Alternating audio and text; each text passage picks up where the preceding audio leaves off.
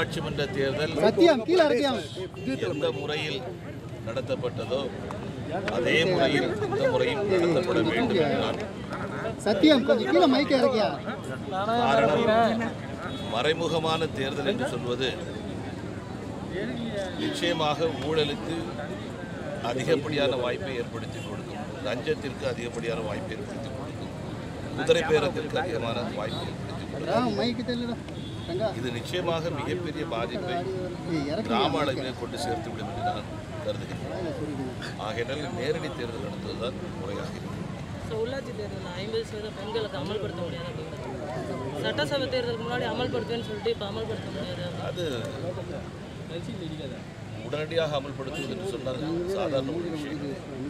நமக்கு இன்னும் 2 மாதத்திற்குள்ளாக தேர்தல் அறிவிக்கப்பட்டு 3 மாதத்திற்குள்ளாக முடிக்கப்பட வேண்டிய கட்டாய சூழ்நிலை இருந்துட்டு இருக்குது. ஆகையினால உடனடியாக 50% இடஒதுக்கீடு என்று சொல்வது நடைமுறை சாத்தியமா என்று எனக்கு தெரியவில்லை.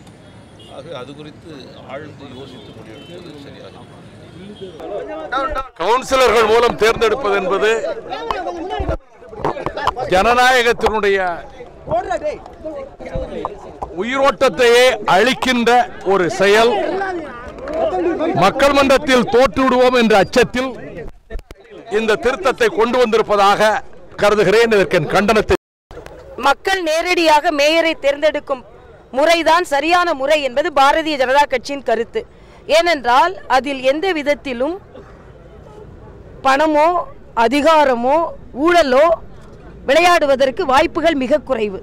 ஆனால் ஒரு மாமன்ற உறுப்பினர் மேயரை தேர்ந்தெடுக்க வேண்டும் என்று நிலைப்பாடு வரும்பொழுது அதில் ஆட்சி அதிகாரம், பணபலம், அதிகார பலம், சுயநலம் எல்லாம் அதில் விளையாடுவதற்கு வாய்ப்புகள் இருக்கிறது, குறுக்கிடுவதற்கு வாய்ப்புகள் இருக்கிறது.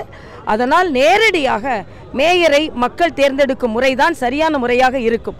ஏற்கனவே மாமன்ற உறுப்பினர்களை தேர்ந்தெடுக்கிறார்கள், மேயரை தேர்ந்தெடுக்கிறார்கள். ஆக இது ஒரு நேர்மறையான அரசியலுக்கு வழிவகுக்குமே தவிர மாமன்ற உறுப்பினர்கள் மேயரை தேர்ந்தெடுக்கும் பொழுது ஆட்சி அதிகாரத்தில் உள்ளவர்களின் பலம் மிக அதிகமாக அதில் அழுத்தப்பட்டு மறைமுகமாக அது மக்களின் ஆதரவு இல்லாத ஒரு நபர் வருவதற்கான வாய்ப்புகள் மிக அதிகம். அதனால் அந்த முறை சரியான நடைமுறையாக இருக்காது என்பது எங்களது கருத்து.